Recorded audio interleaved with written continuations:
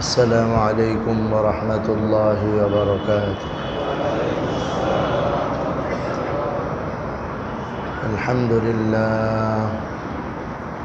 الحمد لله نحمده ونستعينه ونستغفره ونؤمن به ونتوكل عليه ونعوذ بالله من شرور أنفسنا ومن سيئات أعمالنا. من يهده الله فلا مضل له ومن يضلله فلا هادي له. ونشهد أن لا إله إلا الله وحده لا شريك له. ونشهد أن سيدنا ونبينا ومولانا محمد عبده ورسوله صلى الله تعالى عليه وعلى آله وأصحابه وبارك وسلم تسليما كثيرا كثيرا. أما بعد فأعوذ بالله من الشيطان الرجيم. بسم الله الرحمن الرحيم. وأصحاب الشمال ما أصحاب الشمال في سموم وحميم وظل من يحموم لا بارد ولا كريم. إنهم كانوا قبل ذلك مترفين وكانوا يصرون على الحنث العظيم وكانوا يقولون أئذا متنا وكنا ترابا وعظاما أئنا لمبعوثون أو آباؤنا الأولون. قل إن الأولين والآخرين لمجموعون إلى ميقات يوم معلوم. ثم إنكم أيها الضالون المكذبون لآكلون من شجر من زقوم فمالئون منها البطون فشاربون عليه من الحميم فشاربون شرب الهيم. هذا نزلهم يوم الدين. آمنت بالله صدق الله مولانا العظيم وصدق رسوله النبي الأمي الكريم ونحن على ذلك من الشاهدين والشاكرين والحمد لله رب العالمين. اللهم صل على محمد وعلى آل محمد كما صليت على إبراهيم وعلى آل إبراهيم إنك حميد مجيد. اللهم بارك على محمد وعلى آل محمد كما باركت على إبراهيم وعلى آل إبراهيم إنك حميد مجيد. মুহতারাম ইমানদার দ্বীনী ভাইরা, আল্লাহ রব্বুল আলমিনের দরবারে লাখো কোটি শুকর।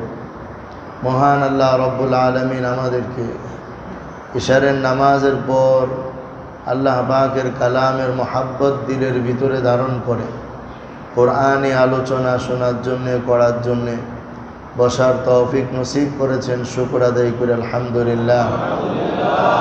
ইমানদার দিনী ভাইরা, আজকে আমরা সূরাতুল ওয়াকিয়ার 41 নম্বর আয়াত থেকে 56 নম্বর আয়াত পর্যন্ত তেলাওয়াত করেছি। 41 থেকে 56 নম্বর আয়াত পর্যন্ত আমরা তেলাওয়াত করেছি। আল্লাহ রব্বুল ইজ্জতের কাছে দোয়া করি আল্লাহ আমাদের তৌফিক নসিব করেন, আমরা যেন সঠিকভাবে এই আয়াতগুলো থেকে আলোচনা করতে পারি, শুনতে পারি, বুঝতে পারি এবং মওত পর্যন্ত আমল করতে পারি। আল্লাহ যে সকল বিষয় আমাদেরকে সতর্ক করার জন্য অবতরণ করেছেন, আমরা যেন সে সকল বিষয়ে সতর্ক হতে পারি। আল্লাহ আমাদের তৌফিক দান করেন। আমরা সূরার শুরুতে আলোচনা করেছিলাম আল্লাহ তাআলার বান্দাদেরকে 3 শ্রেণীতে ভাগ করা হবে।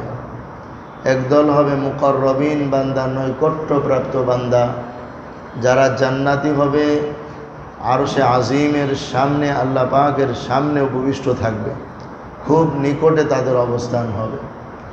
আরেক দল বান্দা হবে যারা ডানপন্থী হবে, ডান দিকে থাকবে, আরশে আজিমের ডান পাশে থাকবে, তারাও জান্নাতি হবে। তাদেরকেও আল্লাহ তাআলা জান্নাত দান করবেন। তাদের জান্নাত কেমন হবে সেটার আলোচনাও গিয়েছে এবং নিকটবর্তী বান্দাদের জান্নাত কেমন হবে তারও আলোচনা আমরা করেছি। তারপরে আরেক শ্রেণীর বান্দা আছে যারা আসহাবুশ শিমাল, বামপন্থী বান্দা। দুনিয়ার এই জীবনে তারা বাম দিকে ছিল, অর্থাৎ আল্লাহ পাকের হুকুমের সীমা লঙ্ঘন করেছিল, আল্লাহর হুকুমকে মানত না, এই জন্য বামপন্থী বলা হয়েছে। বাম পাশে তারা আরশে আজিমের বাম পাশে থাকবে, এরা সবাই হবে জাহান্নামী। আজকে আমরা তাদের ব্যাপারেই পড়ব, তাদের ব্যাপারে আলোচনা করব। আল্লাহ তাআলা ইরশাদ করেন, ওয়াসহাবুশ শিমালি মা আসহাবুশ শিমাল। যারা বামপন্থী হবে, বাম দিকের অধিকারী হবে, তারা কতই না মন্দ, বাম পাশের মানুষের জন্য কতই না মন্দ অপেক্ষা করতেছে। তাদের এই মন্দত্ব কী ধরনের হবে আল্লাহ তার বিস্তারিত আলোচনা শুরু করেন। ফি সামুমিন ওয়া হামিম। তারা থাকবে উত্তপ্ত গরম বাতাসের মধ্যে এবং উত্তপ্ত গরম পানির মধ্যে। উত্তপ্ত গরম বাতাস, তাদের অবস্থান যেখানে হবে সেখানে বাতাস অনেক প্রচণ্ড গরম বাতাস হবে, লু হাওয়া হবে। আমাদের বিভিন্ন দেশে লু হাওয়া চলে, সৌদিতেও কখনো কখনো খুব গরম হাওয়া চলে, তখন মানুষ রাস্তায় বের হয় না, এসির রুমে বসে থাকে। এটা ঠিক দুপুরের সময়গুলোতে বা জোহরের আগে পরের সময়টা গরম হাওয়া থাকে। এবং অনেক জায়গা আছে, ইন্টারনেটের যুগ, আপনারা খুঁজেও বের করতে পারবেন যেখানে লু হাওয়া চলতে থাকে। এমনকি এত গরম যেটা মানুষের পক্ষে সহ্য করা সম্ভবই না, অজ্ঞান হয়ে যাবে, এমনকি চামড়ার মধ্যে পর্যন্ত ক্ষতি চলে আসবে, এত গরম হাওয়াও থাকে। দুনিয়াতেই আল্লাহ তাআলা দৃষ্টান্ত রেখেছেন। তো আল্লাহ বলেন জাহান্নামীদেরকে তো আমি বাম পাশে বসাবো, আর সেই জায়গার মধ্যে তাদের গরম হাওয়া চলতে থাকবে, গরম হাওয়া চলতে থাকবে এবং তাদেরকে ফুটন্ত পানির শাস্তি দেওয়া হবে। গরম পানির শাস্তির একাধিক ধরন দুনিয়ার মানুষ তো কল্পনাও করতে পারবে না। আল্লাহ তাআলা অবাধ্য বান্দাদের জন্য কি শাস্তির ব্যবস্থা যে আল্লাহ পাক রাখছেন, কি কঠিন বেদনাদায়ক বিনাশকারী শাস্তি, কিন্তু বিনাশ হবে না। মৃত্যুদানকারী শাস্তি, কিন্তু মৃত্যু তো হবে না। কঠিন শাস্তি আল্লাহ রাখছেন। তো আল্লাহ বলেন যে ফি সামুমিন ওয়া হামিম, তারা লু হাওয়ার মধ্যে থাকবে এবং উত্তপ্ত গরম পানিতে তারা থাকবে। অর্থাৎ এই দুই জিনিস তাদের শাস্তির কারণ হবে। ওয়াজিল্লিম মিন ইয়াহমুম, তাদের তো কোনো ছায়া থাকবে না। আরশে আজিমের ডান পাশে এবং নিকটবর্তী বান্দাদের মধ্যে তো অনেকে ছায়া পেয়ে যাবে, কিন্তু তারা কোনো ছায়া পাবে না। তবে তারাও এক ধরনের ছায়া পাবে, যেটা হলো অন্ধকারাচ্ছন্ন ছায়া। ধোঁয়া অন্ধকার হয়ে গেল এক রকমের ছায়া হয়ে যায়। ধোঁয়া অন্ধকার হয়ে যায় না? মশার ওষুধ দেয় যে আমাদের দেশে, কেমন অন্ধকার হয়? এটা তো মশার ওষুধের কারণে অন্ধকার হয়। আবার আগুন লাগলে কোথাও পুরা ধোঁয়া, ভিতরে কোনো কিছুই থাকে না। চুরিহাট্টায় যখন অগ্নিকাণ্ড হলো, আল্লাহ তাদের মাফ করে দেন যারা মারা গেছে, সেখানেও তো এই একটা আযাব ছিল যে আগুনের কারণে রুমগুলো অন্ধকার হয়ে গেছে, ডান বাম কিছুই দেখা যাইতেছে না। আল্লাহ বলেন ফি সামুমিন ওয়া হামিম, এই জাহান্নামী যারা হবে তাদের একটা শাস্তি হবে, তারা অন্ধকারাচ্ছন্ন ধোঁয়ার ভিতরে থাকবে। এটাই যেন তাদের জন্য ছায়া হবে, কিন্তু এই ছায়া তাদের কোনো উপকারে আসবে না। আল্লাহ পরক্ষণেই এই কথা বলে দিতেছেন যে এই ছায়া লা বারিদিন ওয়ালা কারিম, এই ছায়া কোনো ঠান্ডার কারণ হবে না, ওয়ালা কারিম কোনো আনন্দের দায়ক বিষয়ও হবে না। কতগুলো শাস্তির কথা বললেন। এক নম্বরে বললেন এরা থাকবে গরম বাতাসের মধ্যে। হ্যাঁ, দুনিয়ার এসিওয়ালা মানুষ তো বুঝবে গরম বাতাস হলে কেমন কষ্ট হয়, ঠিক না? যারা রিক্সা চালায় আর নর্মাল জীবনযাপন করে, এরা তো এসির কল্পনাও করতে পারবে না। সাধারণ মুসলমান যারা সাধারণভাবে থাকে, এরাও হয়তো কল্পনা করতে পারবে না, কিন্তু এসিওয়ালারা কল্পনা করতে পারবে গরমটা কত কষ্টের হয়। কিন্তু আল্লাহ তাআলা বুঝাইতেছেন এর চেয়েও হাজার গুণ কঠিন শক্ত গরম সেদিন আবহাওয়া হবে, তাদের জন্য গরম বাতাস বইতে থাকবে। এটা একটা বিরাট কষ্টের কারণ হয়ে যাবে। অনেক সময় খুব বেশি এসির রুম থেকে বের হইলে পুরা জগৎটাকে গরম মনে হয়, তারপর একটু বিরক্ত লাগে, পরে আস্তে আস্তে ঠিক হয়ে যায়। সেদিন কিন্তু আর ঠিক হবে না। সেদিন এমন হাওয়া চলতে থাকবে, এর ভিতর দিয়ে আবার গরম পানি আইসা মাথার মধ্যে পড়বে, এর ভিতর দিয়ে আবার আইসা এরকম ধোঁয়াচ্ছন্ন জায়গার ভিতরে আবদ্ধ করে দেওয়া হবে, যেখানে আল্লাহ বলেন লা বারিদিন ওয়ালা কারিম, না কোনো ঠান্ডা অনুভব করবে আর না তাদেরকে কোনো আনন্দের কোনো বিষয় দেওয়া হবে। আযাব শুরু হয়েছে তো হয়ে গেছে, যেটা আর কোনোদিন শেষ হবে না। কেন তাদের এই শাস্তিটা কেন হবে? কি অপরাধ ছিল দুনিয়ার এই জমিনে তাদের সেই অপরাধের কথা আল্লাহ এখানে পরিষ্কার করে বলে দিচ্ছেন, যেন বান্দারা কোরআনের দর্শে, কোরআনের মাহফিলে, কোরআনের তাফসিরে শুনে যেন এই অপরাধগুলো থেকে নিজেদেরকে মুক্ত করে নিতে পারে। জাহান্নামের এই বিভীষিকাময় শাস্তি, এটা তো জাহান্নামের আগেরই কথা চলতেছে। যখন বাম পাশে বসবে তখন থেকেই শুরু হয়ে যাবে। এগুলো শোনায় দিচ্ছে এই জন্যে যে বান্দা তুমি শাস্তির কারণগুলো থেকে বিরত থাকো। যে অপরাধ করবে না তার আবার শাস্তি কিসের? যে বাংলাদেশে বসবাস করবে, বাংলাদেশের সরকারের নিয়ম নীতি মেনে যে চলবে, তার তো পেরেশানির কোনো কারণ নেই। রাস্তার নিয়ম মেনে যে গাড়ি চলবে, সেই গাড়ির তো পেরেশানির কোনো কারণ নেই। যে মোটর সাইকেল কাগজপত্র নিয়ে চলবে, তার তো পেরেশানির কোনো কারণ নাই।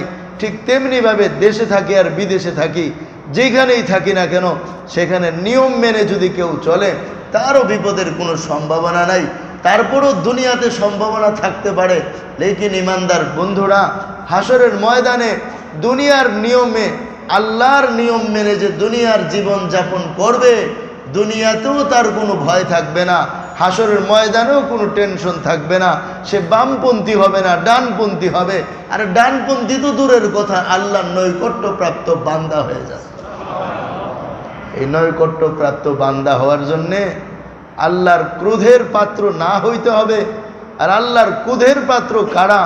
কাদেরকে আল্লাহ হাসরের ময়দানে কঠিন শাস্তিতে আস্বাদন করাবেন, বিভোর বানায় রাখবেন, ডুবায় রাখবেন, আল্লাহ তার পরিচয় দেন।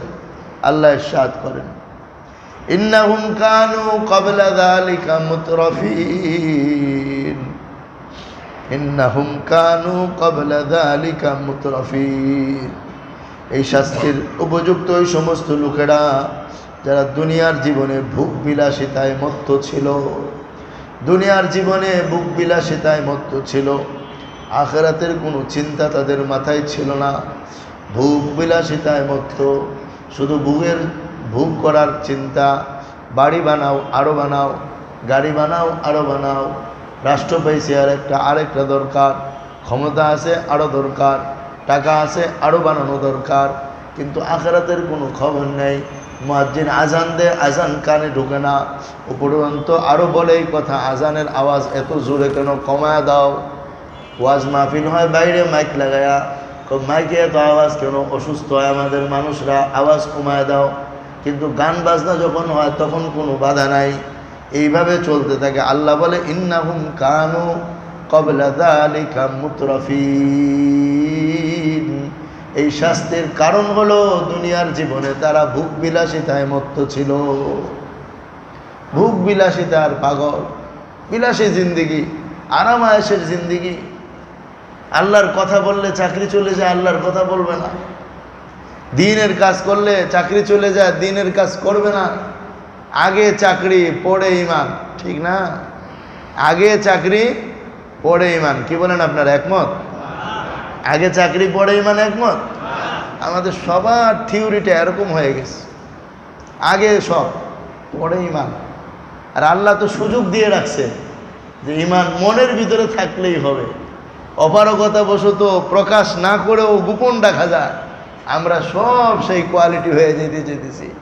এজন্য আল্লাহ বলেন ইন্নাহুম কানু ক্বাবলা যালিকা মুতরাফিন। দুনিয়ার জীবনে তারা ভোগ বিলাসিতাকে প্রাধান্য দিয়েছে, নামাজকে প্রাধান্য দেয় নাই, ইমানকে প্রাধান্য দেয় নাই, আল্লাহর হুকুমকে প্রাধান্য দেয় নাই, ভোগ বিলাসিতাকে প্রাধান্য দিয়েছিল। বিলাসী জিন্দিগি, আইয়াসে জিন্দিগি তাদের নেশা হয়ে গিয়েছিল। এই কারণে আমি আল্লাহ তাদেরকে আজকে এই অবস্থা দান করব। ওয়াকানু ইউসিরুনা আলাল হিনসিল আযীম। আর আল্লাহ বলেন আর 2 নম্বর কারণ কি? 2 নম্বরের কারণ হলো তারা বড় বড় গুনাহের মধ্যে লিপ্ত ছিল। 1 নম্বরে ভোগ বিলাসিতায় মত্ত ছিল, 2 নম্বরে বড় বড় গুনাহের মধ্যে লিপ্ত ছিল। কোনো গুনাহ বাদ রাখে নাই, করে নাই, সব গুনাহ করত। মদ খাইতো, গাঁজা খাইতো, সিনেমা দেখত, বেহায়া অশ্লীলতা উপলব্ধি করত, টেলিভিশনের মধ্যে নগ্ন ছবি চালাইতে থাকতো, কানের মধ্যে বাটন লাগায়া সারাদিন গান শুনতে থাকতো। কোনো দিন আল্লাহর কথা জিকির মনের মধ্যে আসে নাই, আল্লাহর চিন্তা দিলের ভিতরে আসে নাই। আল্লাহ বলেন ওয়া কানু ইউসিরুনা আলাল হিনসিল আযীম। বড় বড় গুনাহগুলো করতে থাকতো। হযরত আব্দুল্লাহ ইবনে আব্বাস রাদিয়াল্লাহু তাআলা আনহু বলেন ইউসিরুনা আলাল হিনসিল আযীম দ্বারা শিরক উদ্দেশ্য, আল্লাহর অবাধ্যতা উদ্দেশ্য। আল্লাহ বলছে মসজিদে যাও, ইনি ভিন্ন দিকে চলে গেছেন। আল্লাহ বলছে মা বাবার সম্মান করো, মা বাবার সম্মান করে নাই। আল্লাহ বলছে বড়দের সম্মান করো, বড়দের সম্মান করে নাই। আল্লাহ বলছে হালাল খাও, বান্দা বলছে যেমনে পারো তেমনে কামাও। আল্লাহর একটা বিধানও মানত না, শুধু দুনিয়ার কামানি আর ভোগ বিলাসিতার জন্য হালাল নাই হারাম নাই, যেভাবে পারছে সেভাবেই কামাইছে, যেভাবে পারছে সেভাবেই ভোগ করছে। সুদ দেখে নাই, ঘুষ দেখে নাই, জুয়া দেখে নাই, যেমনে পারছে সেমনে কামাইছে। আল্লাহ বলেন ওয়াকানু ইউসিরুনা আলাল হিনসিল আযীম। বড় বড় গুনাহগুলো করতে থাকতো, গুনাহ থেকে বাঁচতে চাইতো না, অবিরাম গুনাহ করত। এই কারণে আমি আল্লাহ হাসরের ময়দানে কঠিন শাস্তির মধ্যে আবদ্ধ দিলাম। আল্লাহ বলেন ওয়াকানু ইয়াকুলুন।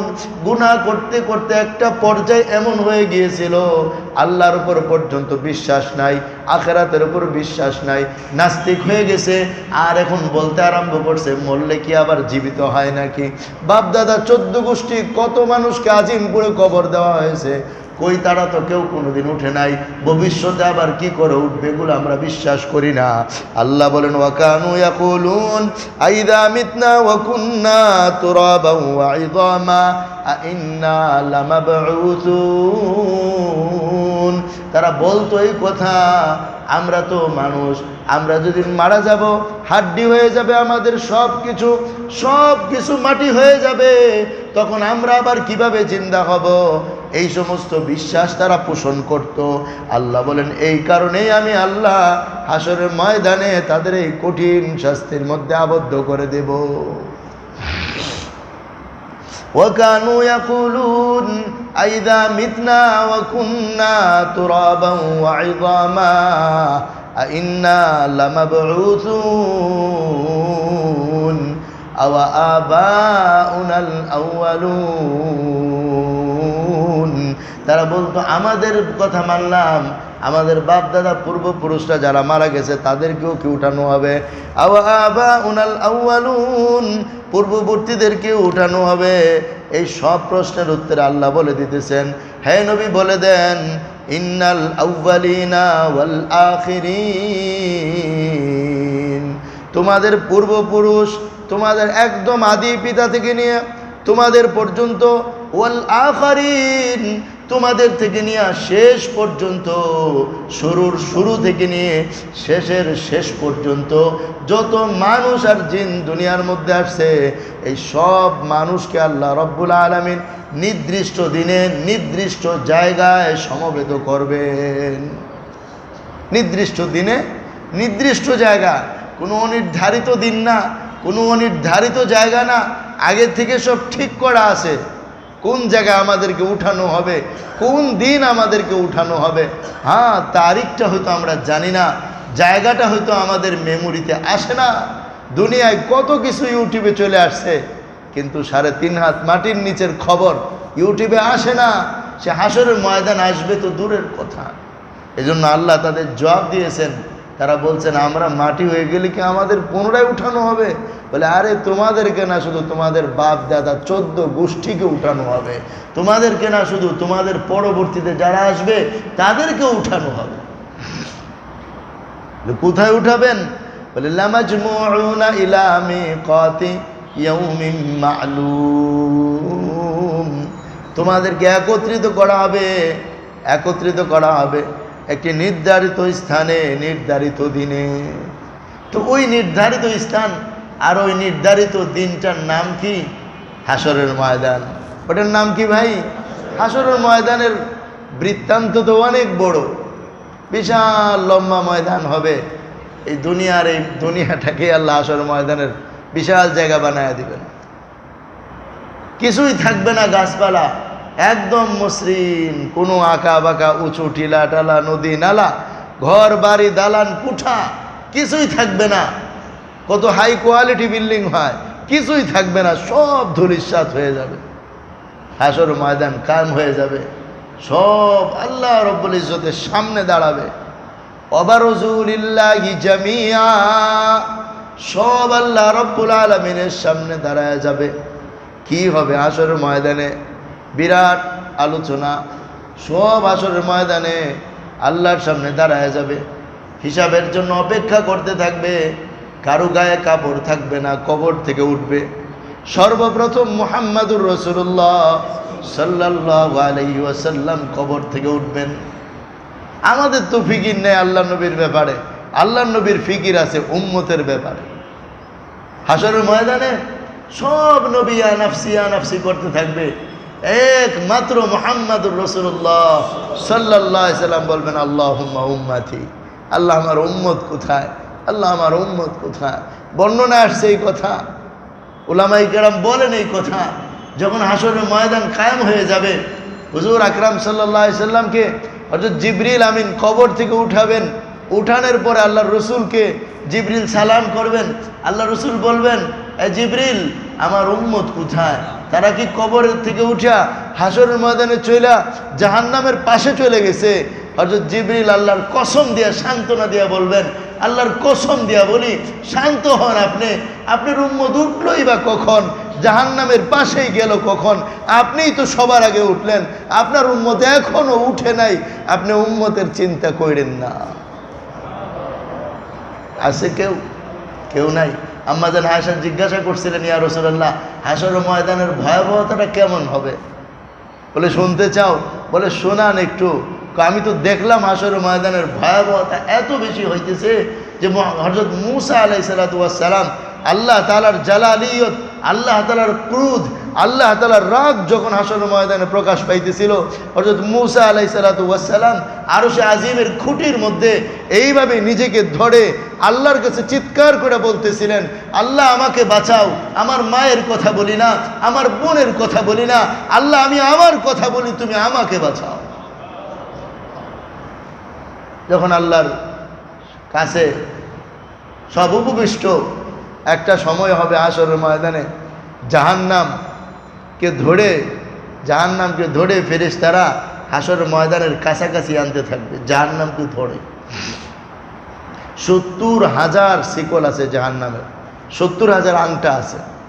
প্রতিটা আংটার মধ্যে 70,000 করে শিকল থাকবে। প্রতিটা শিকলে 70,000 ফেরেশতা ধরে রাখবে আধিক্য বোঝানোর জন্য। এত বেশি শিকল হবে, প্রতিটা শিকলে হাজার হাজার ফেরেশতা ধরে রাখবে। আর জাহান্নাম ক্ষুধার্ত থাকবে, ওই জাহান্নামকে টাইনা টাইনা হাসর ময়দানের কাছে নিয়ে আসা হবে। ওখান থেকে সে আওয়াজ করতে থাকবে, আর তার গর্জন আওয়াজ হাসরবাসী শুনে থরথর করে কাঁপতে থাকবে। ওলামা বলেন এই কথা কেমন কাঁপবে, যখন জমিনের মধ্যে কতগুলো, এই ভূমির উপরে কতগুলো মুরগির ছোট ছোট বাচ্চা, আর উপরে একটা চিল এইভাবে এসে যখন থাবা দিতে আরম্ভ করে, মা সন্তানদের সাথে নাই, ছোট ছোট মুরগির বাচ্চাগুলো যেরকম দিশাহারা হয়ে গাছপালার ভিতরে লুকাইবার চেষ্টা করবে, এর চেয়েও বেশি ভয়াবহ পরিস্থিতি হাসরের ময়দানে সৃষ্টি হবে যখন জাহান্নামকে আসতে দেখবে। এক পর্যায়ে জাহান্নাম ছুটিয়া ফেরেশতাদের হাত থেকে ছুটিয়া দৌড় দিতে থাকবে। তখন হযরত জিবরাইল আল্লাহর কাছে থাকবেন। জিবরাইল চিৎকার দিয়ে বলবেন, রব্বি রব্বি, আমাকে বাঁচাও, জাহান্নাম এসে যেতেছে। জিবরাইল চিৎকার দিয়ে বলবেন, রব আমাকে বাঁচাও, জাহান্নাম এসে যেতেছে। আল্লাহর কুদরতের অর্ডার হবে, জাহান্নাম স্তব্ধ হয়ে যাবে, হাসরের ময়দানের কাছে এসে জাহান্নাম থেমে যাবে। হাসরের ময়দান এরকম হবে না যেরকম মনে করতেছি, অত্যন্ত ভয়াবহ বিভীষিকাময় পরিস্থিতি হাসরের ময়দানে বানানো হবে। মেরে মোহতারাম দোস্ত, বড় কঠিন জায়গা আসতেছে, বড় কঠিন জিনিস আসতেছে। এটা তো কঠিন না, দুনিয়ার কোনো কঠিন না, দুনিয়ার কোনো কঠিন না। হাদিস আসছে তিরমিজি শরীফের মধ্যে, তাফসিরে কিতাবে মুফাসসিরগণ লিখেছেন এই কথা। দুনিয়ায় সবচেয়ে বুক বিলাসিতা এক ব্যক্তি ছিল, ওই ব্যক্তিকে আল্লাহ তাআলা জাহান্নাম থেকে একটা ডুবানি দিয়ে আনবেন, একটা চুবানি দিয়ে আনবেন। একবার ফেরেশতায় বলবেন যে ফেলায়া উঠায় নিয়ে এসো, মুহূর্তের জন্য ফেলবেন, আবার উঠায় ফেলবেন। কাকে? যে দুনিয়ার মধ্যে সবচেয়ে বেশি সুখে ছিল। বলবেন জীবনে সুখ করছো? আল্লাহ, জীবনও আমি কোনোদিন সুখ কি জিনিস কল্পনাও করি নাই। তার জীবনের দুঃখ ভুলে গেছে কেন? ওই জাহান্নামের এক মুহূর্তের বিচরণ তার জীবনের সব সুখ ভুলে গেছে। তো কেমন পরিস্থিতিটা হবে? আরেক ব্যক্তিকে আল্লাহ তাআলা, এক দুঃখী ব্যক্তি যার জীবনের সুখ ছিল না, দুনিয়ার জীবনে শুধু দুঃখ আর দুঃখ লেগেই থাকতো, এমন এক ব্যক্তিকে আল্লাহ তাআলা জান্নাতে 1 মিনিটের মধ্যে একটা ঘোরান্টি দিয়ে আনবেন, যে 1 মিনিট একটা বিচরণ করে আসতে বলে। কে বেচারা জান্নাত থেকে 1 মিনিটের একটা গ্যারান্টি দিয়ে আসার পরে জিজ্ঞেস করবে, বেটা দুঃখ কি জিনিস রে? বলে, আল্লাহ দুঃখ আবার কি? জীবনে দুঃখ কি জিনিস তো বলতেই পারি না। তো জান্নাত এমন সুখের জায়গা যেখানে গেলে মানুষ অতীতের দুঃখ ভুলে যাবে। জাহান্নাম এমন দুঃখের জায়গা যেখানে সবচাইতে সুখী মানুষ গেলেও তার সুখগুলো মনে থাকবে না। এর নাম হলো জাহান্নাম। এমন জাহান্নাম হাজির হয়ে যাবে হাসরের ময়দানে।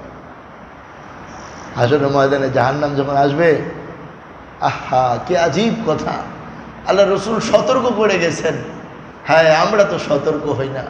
আল্লাহ রসুল বড় সুন্দর করে বুঝায় গেছেন, কিন্তু আমাদের হৃদয়ে তো সেগুলো বুঝে আসে না। আল্লাহ আমাদেরকেও বুঝার তৌফিক নসিব করেন। যেভাবে নবীজি বুঝাইতেন, হায় নবীর ওই কণ্ঠ আমরা কোথায় পাবো?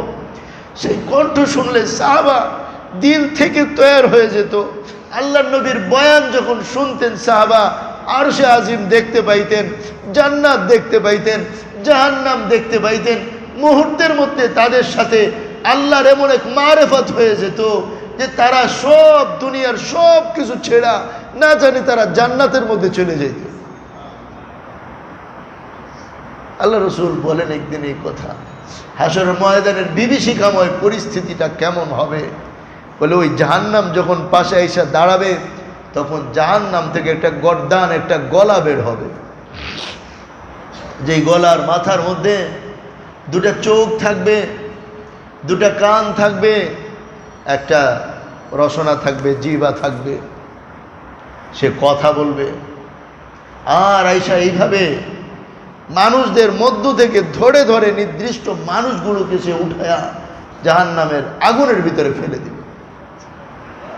এক নম্বরে ব্যক্তি হলেন তারা কুল্লু জব্বারিন মুতাকাব্বিরিন, প্রত্যেক অহংকারী, অবাধ্য, সীমালঙ্ঘনকারী, যাকে দুনিয়ায় আটকে রেখা যেত না, যার সামনে কোনো পার্টিশন মনে হতো না, শরীয়তের বিধান তার সামনে উপেক্ষিত হতো, ইসলামের আইনকে সে তুচ্ছ মনে করত, কোরআন হাদিসের মজমাগুলোকে সে ফু মেরে নিভিয়ে দিতে চেষ্টা করত, আল্লাহর দ্বীনের কথা তার কানে ভালো লাগতো না, যেভাবে মন চাইতো সেভাবেই চলতো, আর বলতো আমার শরীর আমি যেখানে খুশি সেখানে ফেলবো, আমার পোশাক যেভাবে খুশি সেভাবে পরবো, আমার জীবন যৌবন যেখানে খুশি সেখানে ব্যয় করব। আল্লাহ বলেন, আল্লাহর রসুল বলেন, এই জাব্বার আর মুতাকাব্বিরকে সেদিন হাসরের ময়দানে ওই গর্দার এসে হিসাবের আগেই তাকে জাহান্নামের উদরস্থ পেটের মধ্যে নিয়ে যাবে। তারপরে হলো ওই এক ব্যক্তি আছে যে ব্যক্তি শিরিক করত, আল্লাহর হুকুমকে, আল্লাহকে ইবাদত করত না, গায়রুল্লাহর পূজা করত, তাকেও আল্লাহ ধরে নিয়ে যাবে। এই জন্য মেরে মোহতারাম দোস্ত, আরেক শ্রেণীর লোক ছিল, ভুলে গেছে, 3 শ্রেণীর মানুষকে সে এইভাবে এসে নিয়ে যাবে। আর এই হাসরের ময়দানে আমাকে আপনাকে 5টা প্রশ্ন করা হবে। কয়টা প্রশ্ন ভাই? 5টা প্রশ্ন করা হবে। 1 নম্বরের প্রশ্ন, আল্লাহ রসুল হাদিস শরীফের মধ্যে বলেন, তিরমিজি শরীফের হাদিস 2416 নম্বর, আল্লাহ রসুল বলেন, লা তাজালু কদামু ইবনে আদম ইয়াউমাল কিয়ামাহ মিন ইনদি রাব্বিহি হাত্তা ইউসআল আন খামসিন। এক পাও নড়ানোর ক্ষমতা পাবে না আল্লাহর সামনে থেকে যতক্ষণ না 5টা প্রশ্নের উত্তর দিবে।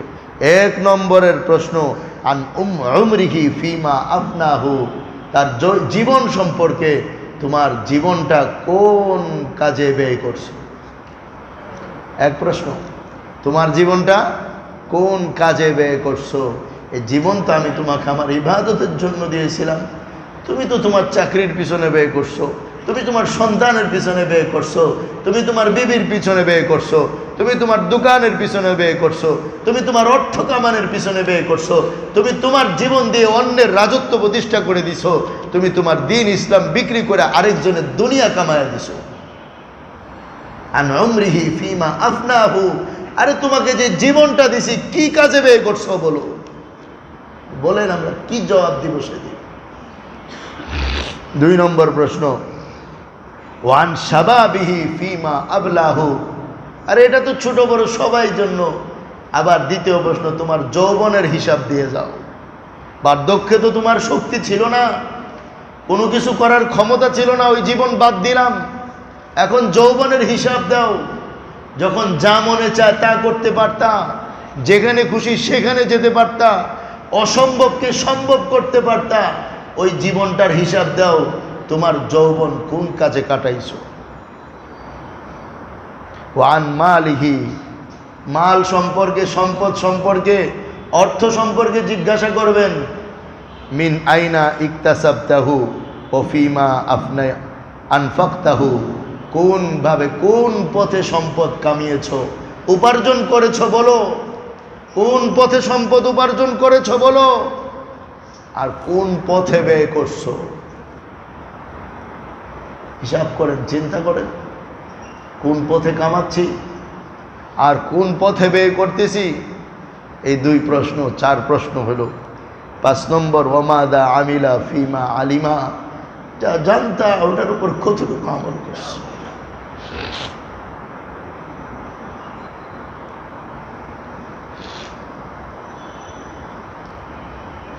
এই 5 প্রশ্ন, জীবন কোন কাজে কাটাইছো, যৌবন কোন কাজে ব্যয় করছো, মাল কোন দিক দিয়ে উপার্জন করেছিলে, আবার কোন পথে ব্যয় করেছিলে, যতটুকু জানতে এর উপর কতটুকু আমল করেছি। হ্যাঁ, আপনারা তো বলবেন আমরা তো জানতাম না বেশি, আমল করবো কোথায়? হ্যাঁ, জানতেও হবে, আমলও করতে হবে। এই জন্য দোস্ত হাসরের ময়দান আসতেছে, কেউ বাদ পড়বে না। না না না, কোনো একটা মাঠে কোনো বিতরণ হবে, মিষ্টি বিতরণ হবে, সিন্নি বিতরণ হবে, ফাঁকে ফুঁকে অনেকে বাদ পড়ে যায়, অনেকেই বাদ পড়ে যায়। না, সেদিন কেউ বাদ পড়বে না। হিসাব নিকাশে অনেক কিছু বাদ পড়ে যায়। ব্যাংকের 8 আনা 4 আনা করেও যদি কেউ কাটে, টের পায় না কেউ। না না, সেদিন কেউ বাদ পড়বে না। সবার পুঙ্খানুপুঙ্খানু আমল তার সামনে হাজির হয়ে যাবে। এই জন্য প্রশ্নের উত্তর তো দিতে হবে, আজ থেকে ফিকিরও করতে হবে আমি কি উত্তর দেব। এই চিন্তা যদি কেউ চোখের পানি ফেলে আর আল্লাহর কাছে কাঁদে আর বলতে থাকে যে আল্লাহ কি উত্তর দিব জীবনের, বলো তোমার কাছে কি উত্তর দিব, আমার কোনো উত্তর নেই, একটাই উত্তর, তোমার দয়া ছাড়া আমার কোনো গতি নাই। কসম খোদার মেরে মোহতারাম দোস্ত, হাসরের ময়দানে আল্লাহ কোনো না কোনো ভাবে পার হওয়ার ব্যবস্থা করে দিবেন ইনশাআল্লাহ।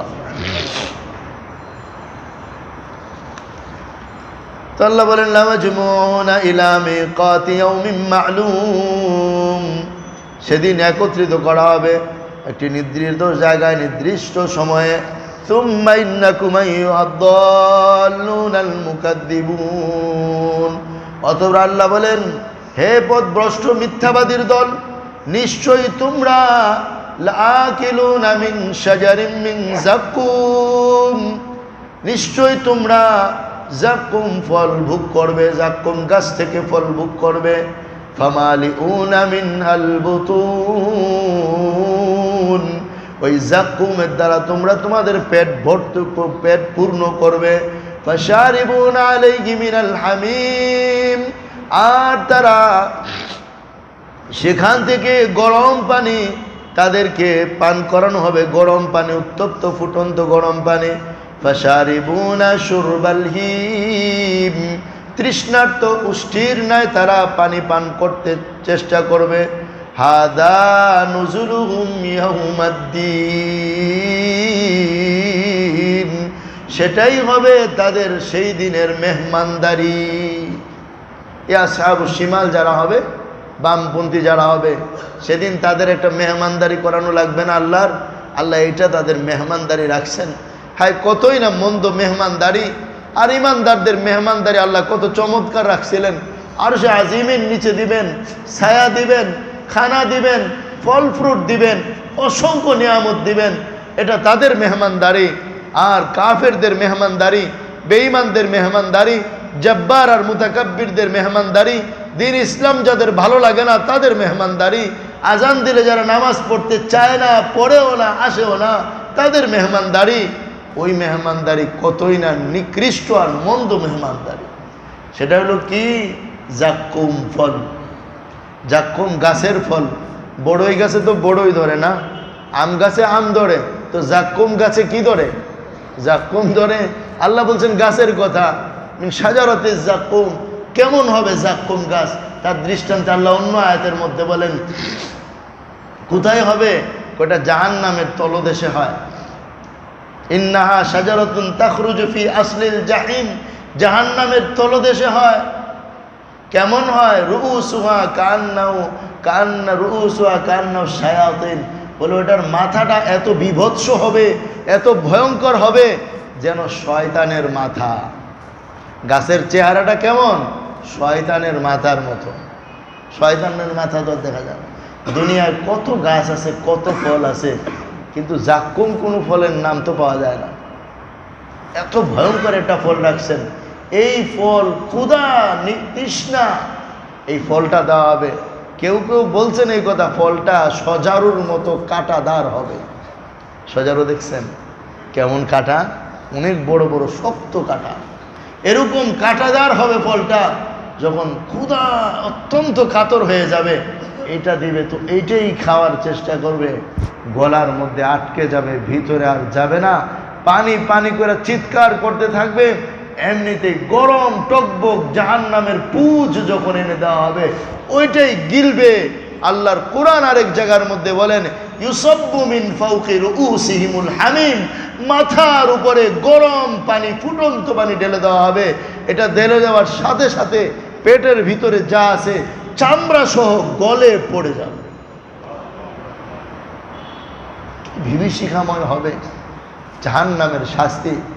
মেরে মোহতারাম দোস্ত, এখনো বাঁচার সময় আছে, এখনো বাঁচার সুযোগ আছে। বয়স যতই হোক না কেন, বাঁচার সময় এখনো হাতছাড়া হয়ে যায় নাই। পশ্চিম দিক থেকে এখনো সূর্য উঠে নাই, তওবার দরজা এখনো বন্ধ হয় নাই। আজও যদি কেউ চোখের পানি ফেলে আল্লাহর কাছে কান্না করে, বলে যে আল্লাহ যা করছি তো করছি, মাফ করে দেন, সামনের জীবনটা আপনার পছন্দ মতো চালানের নিয়ত করলাম, আল্লাহ অতীত ভুলে গেলাম, ভবিষ্যতের জন্য দৃঢ় সংকল্প করলাম, অতীত মুছে দেন। আল্লাহর কাছে বলতে দেরি হবে, কসম আল্লাহর মাফ করতে দেরি হবে না। কি বলেন ইনশাআল্লাহ? তওবা করা যায়? আল্লাহ আমাদের খাটিয়ে দিলে তওবা করার তৌফিক নসিব করেন। দুইটা কথা, একটু হলো যে নামাজে কাতা সোজা করার যে বই যারা পান নাই, নামাজের দোয়ার পরে নিয়ে যান, ইনশাআল্লাহ বই নিয়ে আসা হয়েছে। আর এর জন্য আপনারা দোয়া করবেন, আল্লাহ তাআলা যেন আমাদেরকে তৌফিক দান করেন, আমরা যেন সারা দেশে সব জায়গায় এই সমস্ত সুন্নাহর কাজগুলো প্রচার করতে পারি। যে সমস্ত ভাইয়েরা এই কাজে শরীক হইতেছেন, আল্লাহ তাআলা তাদের নেক মাকসাদ পুরা করেন, তাদের এই শরীক হওয়াটাকে আল্লাহ তাআলা কবুল করেন। আর দ্বিতীয় বিষয় হলো যে আমাদের এই 22 নং কোয়ার্টার কলোনির ভিতরে 22 নং কোয়ার্টারের মধ্যে ওইখানে মহিলাদের তাফসীর শোনার একটা ব্যবস্থা হইতেছে। কয়েক ভাই উদ্যোগ নিয়েছেন, তার মাইক এগুলোর ব্যবস্থা করবেন। তো এটার জন্য আপনারা যদি শরীক হইতে চান, অনেক টাকা খরচ হবে, এটা মসজিদ থেকে করার দরকার নাই, যেহেতু এটা আমাদের বাইরের বিষয়। আমরা চাইতেছি আপনারা যারা ওই ফান্ডে শরীক হইতে চান, তো আমাদের মসজিদের হাজী আনোয়ার সাহেবের সাথে যোগাযোগ করতে পারেন। তো উনি ডিসিপ্লিন করবে যে কে কী দিলে ওটা সুন্দর হয়ে যায়। আমরা যেহেতু আলোচনা শুনি, আমাদের দিলের ভিতরে কিছুটা প্রভাব পড়ে। তো আমাদের ঘরের মহিলাদেরও তো দরকার আছে না, ইনশাআল্লাহ দরকার আছে না ভাই? তো তারাও শোনো, এটা হইতে পারে যে ভিতরে থাকলে ভিতরের মধ্যেই হইল, বাইরে এদিকে আসা হইলো না, ভিতরের ভিতরে থাকলো। যারা শুনতে আগ্রহী তারা সেখানে গেল, এক জায়গায় ব্যবস্থা নইলে আরেক জায়গায় ব্যবস্থা হবে, ইনশাআল্লাহ এক জায়গায় সংকুলন নইলে আরেক জায়গায় হবে। মহিলাদের মধ্যেও দিনই আলোচনাগুলো জরুরি দরকার, এজন্য একটা উদ্যোগ নেওয়া হয়েছে, আলহামদুলিল্লাহ খুবই ভালো। তো এটার ব্যাপারে আমাদের সকলের সহযোগিতা হওয়া দরকার, যেন এটা সুন্দর মতো হতে পারে। এজন্য আমাদের মসজিদের জনাব আনোয়ার সাহেবের সাথে আপনারা যোগাযোগ করেন, যারা এখানে কিছু সহযোগিতা করতেছেন। আল্লাহ আমাদের তৌফিক নসিব করেন। দুরূদ শরীফের আল্লাহুম্মা সাল্লি আলা মুহাম্মদ ওয়া আলা আলি মুহাম্মদ কামা সাল্লাইতা আলা ইব্রাহিম ওয়া আলা আলি ইব্রাহিম ইন্নাকা হামিদুম মাজিদ। আল্লাহুম্মা বারিক আলা মুহাম্মদ ওয়া আলা আলি মুহাম্মদ কামা বারাকতা আলা ইব্রাহিম ওয়া আলা আলি ইব্রাহিম ইন্নাকা হামিদুম মাজিদ। আল্লাহুম্মা আমিন। আলহামদুলিল্লাহি রাব্বিল আলামিন ওয়াস সালাতু ওয়াস সালামু আলা আশরাফিল আমবিয়া ওয়াল মুরসালিন وعلى آله وصحبه أجمعين. ربنا ظلمنا أنفسنا وإن لم تغفر لنا وترحمنا لنكونن من الخاسرين. ربنا آتنا في الدنيا حسنة وفي الآخرة حسنة وقنا عذاب النار. رب ارحمهما كما ربياني صغيرا. رب ارحمهما كما ربياني صغيرا. আল্লাহ আমরা গুনাহগার বান্দা, ইশারের নামাজের পর থেকে না আপনার ঘরে বসে রয়েছি আল্লাহ, আপনার কালামের সূরা ওয়াকিয়ার আলোচনাগুলো আমরা পড়ছি শুনছি। আল্লাহ আবু শিমাল বামপন্থী মানুষ, আল্লাহ এদের জন্য যে বিভীষিকাময় শাস্তির ব্যবস্থা আপনি করছেন, আল্লাহ বড় কঠিন শাস্তি, এই শাস্তি মুখ করার ক্ষমতা আমাদের নেই।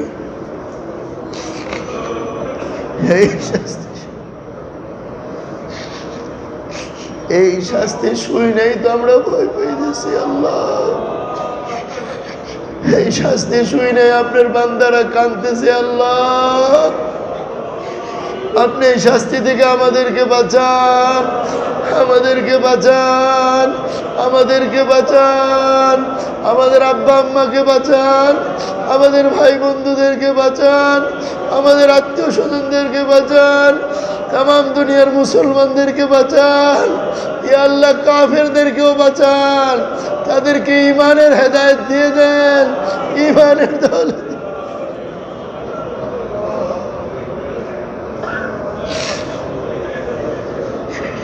আল্লাহ, এই শাস্তি ভোগ করার ক্ষমতা আমাদের কারো নাই, কিন্তু দুনিয়া তো আমরা শাস্তির মতোই চলতেছি। আল্লাহ, আমাদের চালচলন দেখলে মনে হয় না আমরা শাস্তিকে ভয় পাই, আসলে আমরা ভয় পাই। আল্লাহ,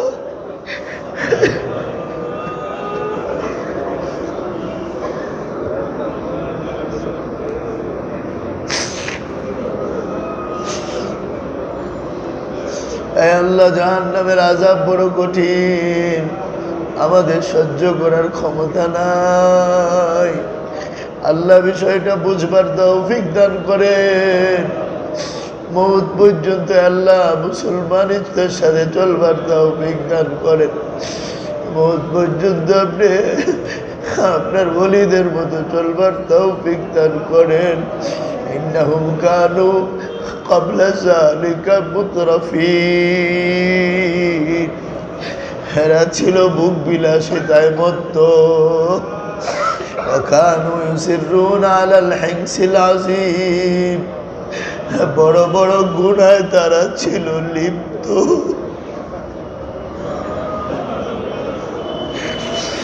নাফরমানি আর অবাধ্যতায় তারা ছিল ব্যস্ত। এ আল্লাহ, আমরা বুক বিলাসিতায় লিপ্ত,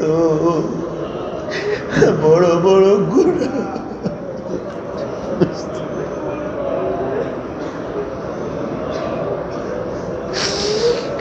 আপনার নাফরমানি আর অবাধ্যতার গুনাহের কাজে আমরা ব্যস্ত। আমাদের ব্যস্ততা আপনার গুনাহ।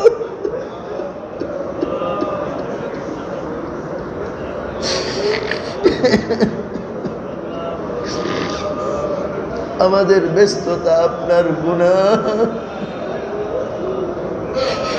আমাদের ব্যস্ততা আপনার নাফরমানি। এ আল্লাহ, আমাদেরকে মাফ করে দেন, আমাদের আব্বা আম্মাকে মাফ করে দেন, আমাদের আত্মীয় স্বজনদেরকে মাফ করে দেন। জাহান্নামের কথা মনে কইরা আপনার কাছে শেষ রাত্রে উঠে কানবার তৌফিক দান করেন। এখন শীতের রাত্র, বড় রাত অনেক লম্বা হয়ে গেছে। এখন যদি শেষ রাত্রে না উঠতে পারি, আর কবে উঠতে পারবো? আল্লাহ, এ আল্লাহ, আরামের ঘুম হারাম করে দিয়া ঠান্ডা পানিতে উযু করে জায়নামাজে দাঁড়িয়ে আপনাকে ডাকবার তৌফিক দান করেন। আল্লাহ,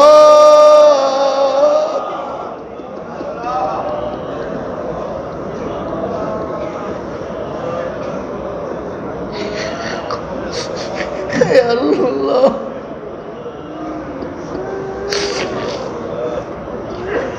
আপনার কাছে শেষ রাত্রে কান্নার সুযোগ যদি আপনার ওলিরা পায়, আমাদের মতো গুনাহগাররা কার কাছে কাঁদবে? আমাদের মতো গুনাহগাররা কার কাছে যাবে? আপনি যদি শুধু ওলিদেরকে সুযোগ দেন, আমাদেরকে কে সুযোগ দান করবে? আমাদেরকে আপনি সুযোগ দান করেন। শেষ রাত্রে উঠে আপনার কাছে কানবার তৌফিক দান করেন। শেষ রাত্রের ঘুম ভেঙে দিয়ে আপনার সামনে দাঁড়ায় করায়া দিয়েন আল্লাহ। শেষ রাত্রে ঘুম ভেঙে আপনার সামনে দাঁড় করায়া দিয়েন আল্লাহ। আল্লাহ, আমাদেরকে মাফ করে দেন, আমাদের দিলে কোরআনের মাহাব্বত দান করেন। আল্লাহ, আমাদের নারীদের তাফসীর শোনার এক ব্যবস্থা হইতেছে। আল্লাহ, আপনি পূর্ণভাবে তাড়াতাড়ি আগামী সপ্তাহের আগে সব ব্যবস্থা কমপ্লিট করে দেন। এর জন্য যে সামান দরকার আপনি গায়বী খাজানা থেকে ব্যবস্থা করে দেন। এ আল্লাহ, সুন্দর এক শৃঙ্খলার সাথে আল্লাহ প্রশস্ত জায়গার ব্যবস্থা করেন। আল্লাহ আপনার কোরআনের এই কথাগুলো, আল্লাহ আপনার নবীর কথাগুলো, আপনার আমাদের কাছে আপনার দেওয়া এই মেসেজটা উম্মতের কাছে পৌঁছাইবার তৌফিক দান করেন। আল্লাহ কিভাবে পৌঁছাইলে পৌঁছবে? হৃদয়ের গভীরে পৌঁছবে।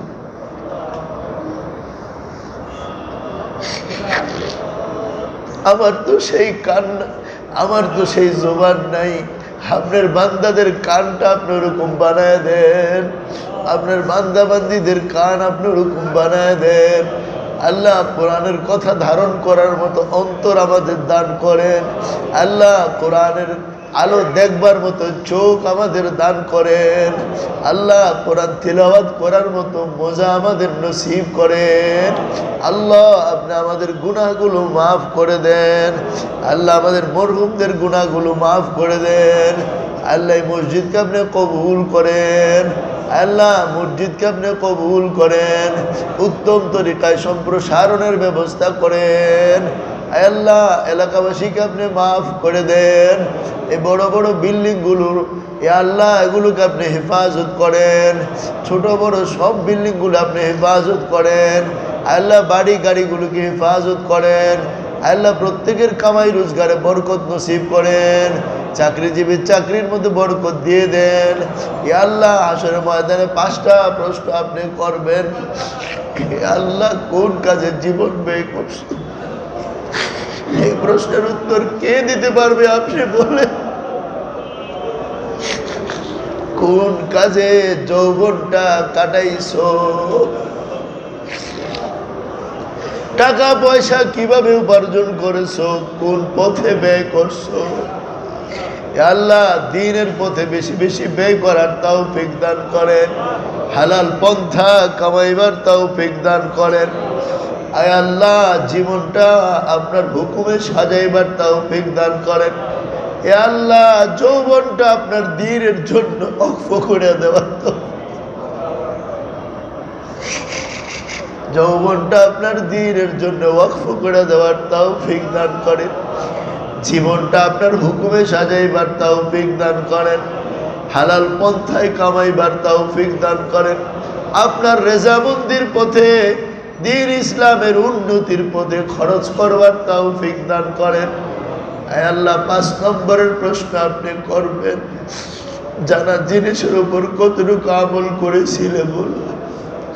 হে আল্লাহ কত কিছুই তো জানি, মানি তো না।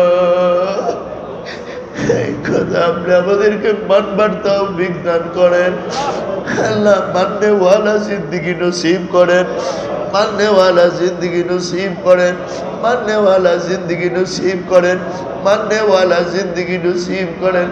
আয় আল্লাহ আপনি আমাদের দোয়াকে কবুল করেন, আমাদের দোয়াকে কবুল করেন। রব্বানা তাকাব্বাল মিন্না ইন্নাকা আনতাস সামিউল আলিম। সুবহানাল্লাহ।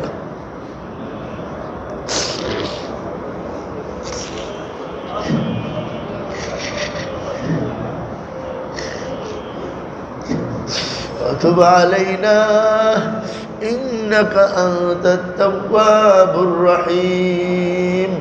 وصلى الله تعالى على خير خلقه محمد وعلى آله وصحبه أجمعين برحمتك يا أرحم الراحمين.